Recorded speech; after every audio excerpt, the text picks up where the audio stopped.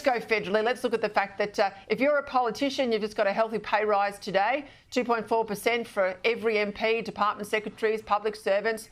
The Prime Minister, well, he'll go up to $622,000. I made the point, he's got a mansion, limos, staff, housekeepers, a wine cellar, off it goes there. Susan Lee, she's not doing badly either, $442,000. I know the Remuneration Tribunal is independent, Nick, but, you know, would people at home be saying this is deserved? Well, I'll tell you what, I wouldn't take Susan Lee's job for $400,000, but that's beside the point. Of course, this is completely out of step with community standards. These people are doing performing public service that should be looked upon like that. I wish there was some way, Peter, of putting some performance bonus in, you know, so halving the salary and saying, you'll get the rest of it, you know, if you can pay down the debt, or you'll get the rest of it if you can cut taxes. You know, it would be nice to have a system like that, but right now, you know, politicians, of course, will just take it. The smart thing to do, I think, for any politician would be to defer this payment or put it to charity or something while everybody else is doing it tough. But, of course, I don't see that ever happening on either side of Parliament. Geez, I love that idea of having a performance bonus. That would be very, very good for the poor old taxpayer. Let's go to Los Angeles. Of course, we've got the reaction to the shooting of the Channel 9 reporter still playing out today. This was, of course, with a rubber bullet.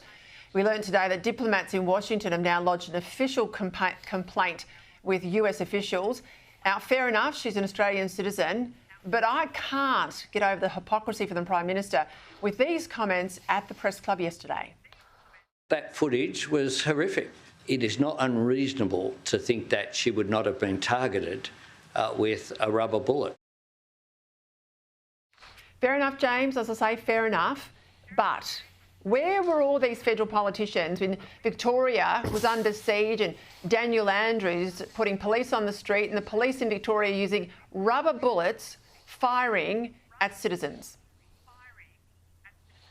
Well, yeah, I mean, it is a bit much here, isn't it, for the Prime Minister to protest like this? Frankly, very few people come out of those COVID protests with clean hands when it comes to this sort of thing. We had people in New South Wales also cheering on, and there was a Liberal government here at that time.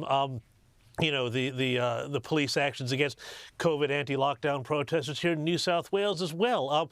You know, and people who watch Outsiders know that we have a tape of Victorian cops doing all sorts of outrageous things. I mean, really outrageous things to citizens who are protesting or just simply, you know, not wearing their mask in the right place. And everybody cheered it on and said, rah, rah, how good is this? So, yeah, okay, like, sure, you know, it was unpleasant for our reporter friend to cop a rubber bullet in the leg. And, you know, if the cop targeted her deliberately, he should be disciplined, obviously.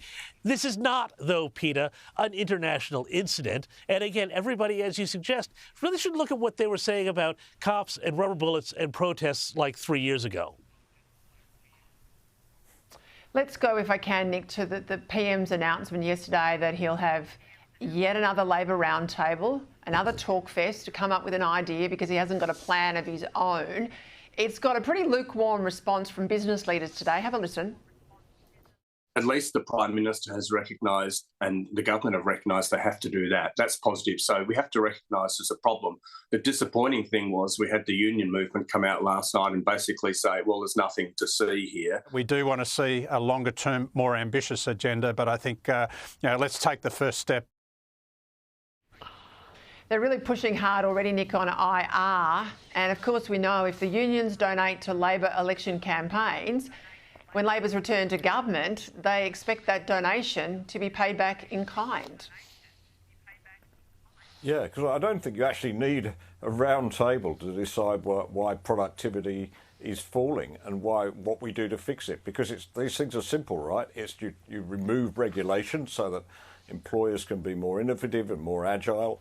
You certainly don't use, you know, locking in deals with unions because they are inherently unproductive.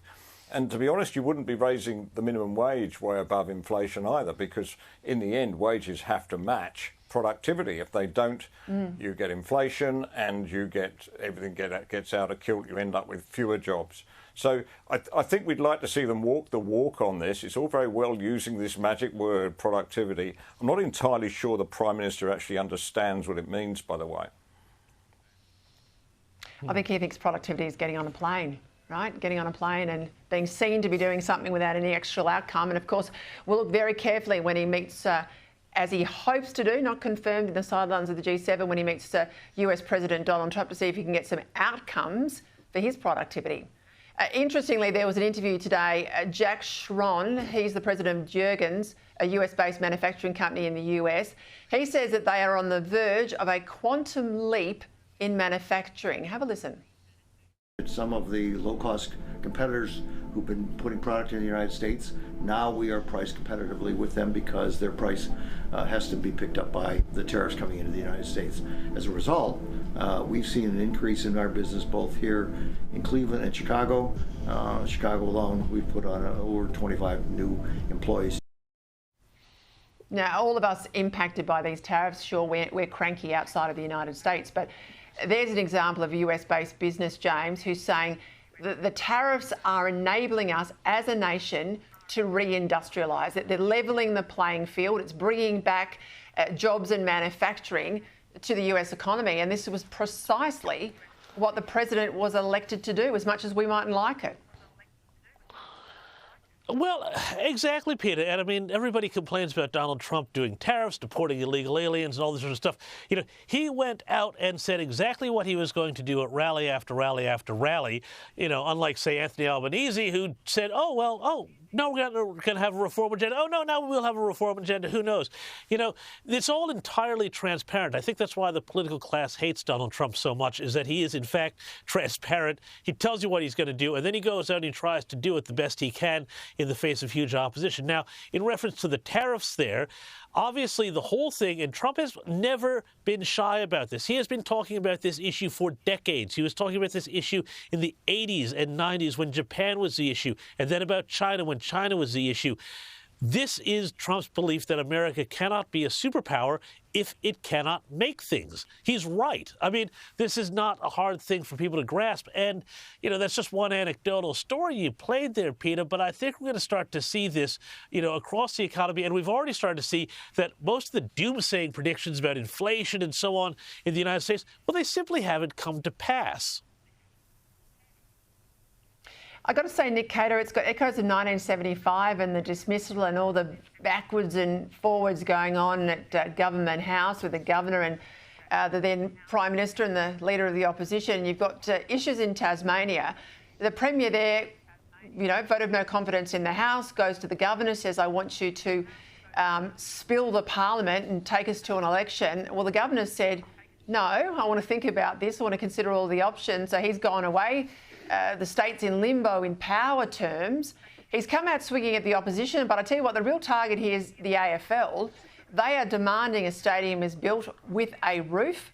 That's where the fights come out over the amount being spent. And Rockcliffe, he's the current Premier, obviously, could get rolled by his own party. It's a real mess. Yeah, I mean, of course, the difference with the dismissal is that the dismissal was over something fairly more serious than a football code and establishing a football team in a stadium. It's incredible it comes down to this. Peter, I'm not a constitutional lawyer, but I would have thought this is pretty straightforward.